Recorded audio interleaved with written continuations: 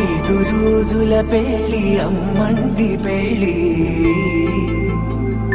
తొలి చూపులే లేని తెలుగింటి పెళ్లి వరుడు కోరిన పెళ్లి రామయ్య పెళ్లి వధువు ఎవరో కాదు సీతమ్మ తల్లి